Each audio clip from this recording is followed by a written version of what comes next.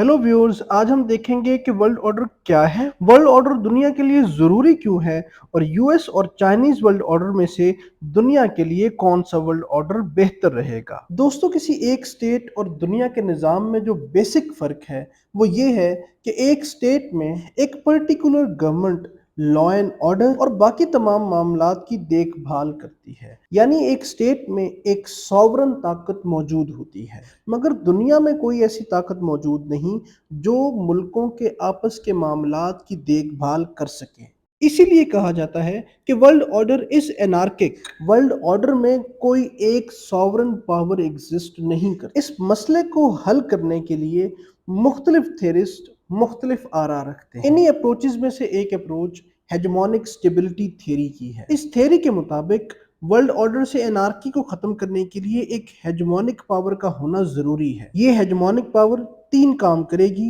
एक ये कि ये वर्ल्ड ऑर्डर देगी, दूसरा ये वर्ल्ड ऑर्डर को मेंटेन करेगी और तीसरा बाकी ममालिक इसे फॉलो करेंगे। अब वर्ल्ड ऑर्डर डिफाइन करने और इसे मेंटेन करने के लिए दो चीजें जरूरी हैं।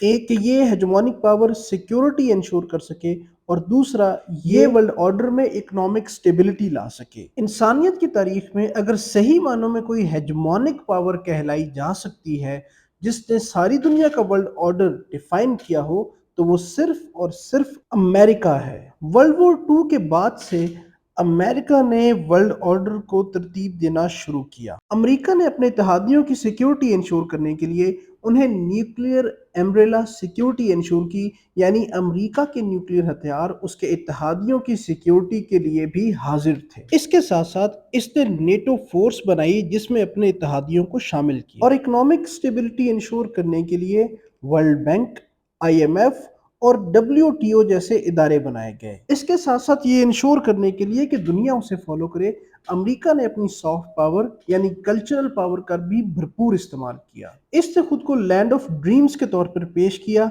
जहां लोग जाना और रहना पसंद करते हैं। ये लिबरल वैल्यूज यानी डेमोक्रेसी, टॉलरेंस और इंक्लूसिवनेस की वजह बना और न्यू लिबरल इकोनॉमी जिसमें के फ्री ट्रेड, मिनिमम टैरिफ और नॉन टैरिफ बैरियर्स और लिबरल बैंकिंग सिस्टम शामिल हैं, इसके वर्ल्ड ऑर्डर का हिस्सा रही।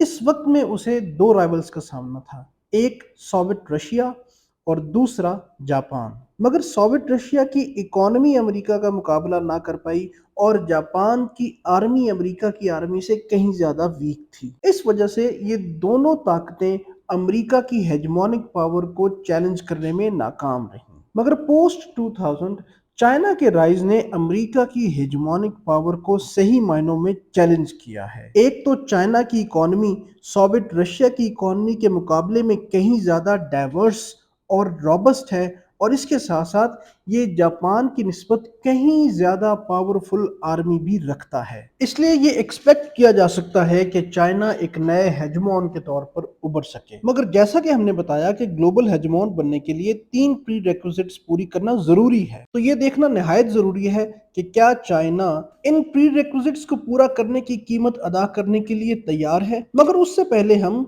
पॉसिबल चाइनीज वर्ल्ड ऑर्डर के चंद नकात को देखने की कोशिश करते हैं। चाइनीज वर्ल्ड ऑर्डर कम्युनिस्ट जमाने का कोई रेवोल्यूशनरी वर्ल्ड ऑर्डर नहीं होगा, बल्कि ये एक रिविजनिस्ट वर्ल्ड ऑर्डर होगा जिसमें मौजूदा वर्ल्ड ऑर्डर के अंदर अपनी पोजीशन को बेहतर करने की जिद्दोजहद हो। मगर इसके साथ साथ ये ऑर्डर ताकत पर मबनी भी होगा, क्योंकि चाइनीज वर्ल्ड ऑर्डर पर लेनिनिज्म की छाप अब भी मौजूद है। इसलिए रिविजनिस्ट होने के बावजूद ये ऑर्डर किसी हद तक एक्सपेंशनिस्ट भी होगा, मतलब ये बाकी ममालिक को अपने साथ मिला के अपनी ताकत में इजाफा भी करेगा। इसी तरह ये वर्ल्ड ऑर्डर ग्लोबलिज्म और रीजनलिज्म के दरमियान की एक शक्ल होगी। चाइना एग्जिस्टिंग वर्ल्ड ऑर्डर में से एक सब वर्ल्ड ऑर्डर निकालने की कोशिश करेगा जो कि हायरार्की ऑफ पावर के ऊपर मबनी होगा। इस हायरार्की में चाइना टॉप पर होगा और इसके तमाम एलाइज इसके इर्द गिर्द मौजूद होंगे। इस तरह ये वर्ल्ड ऑर्डर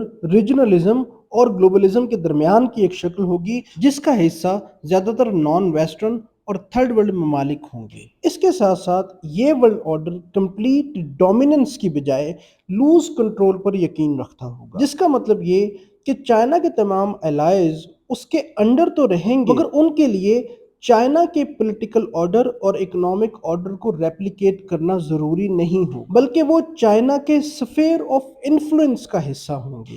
اسی طرح جیسا کہ ہم نے کہا کہ یہ ورلڈ آرڈر زیادہ تر نان ویسٹرن اور تھرڈ ورلڈ ممالک پر مشتمل ہوگا، اس وجہ سے یہ ورلڈ آرڈر کسی خاص جغرافی پر بھی مشتمل نہیں ہوگا اور چائنا کے الائز ساری دنیا میں سکیٹرڈ ہوں گے۔ اس طرح یہ ایک پارشل، لوز اور اڈیپٹیبل ورلڈ آرڈر ہوگا۔ اب ہم لوگ یہ دیکھنے کی کوشش کرتے ہیں کہ کیا چائنا اس طرح کا ورلڈ آرڈر دینے کی صلاحیت رکھتا ہے؟ تو دوستو ہم سب جانتے ہیں کہ چائنا نے اپنے آپ کو ایک اکنامک آلٹرنیٹو کے طور پر پیش کرنے کے لیے BRI یعنی بیلٹ روڈ انیشیٹو جیسا ایک ایمبیشس پروگرام دیا ہے۔ یہ پروگرام اولڈ سلک روڈ کو ریوائیو کرنے کے ساتھ ساتھ بہت سارے کی سی پورٹس پر بھی مشتمل ہے۔ پاکستان چائنا اکنامک کوریڈور بھی اس ایمبیشس پروگرام کا حصہ مگر اکنامک آلٹرنیٹو بن جانے کے باوجود چائنا امریکہ سے ملیٹریلی کہیں کمزور ہے۔ امریکہ کے مقابلے میں اس کی ملٹری اور نیول بیسز کہیں کم ہیں۔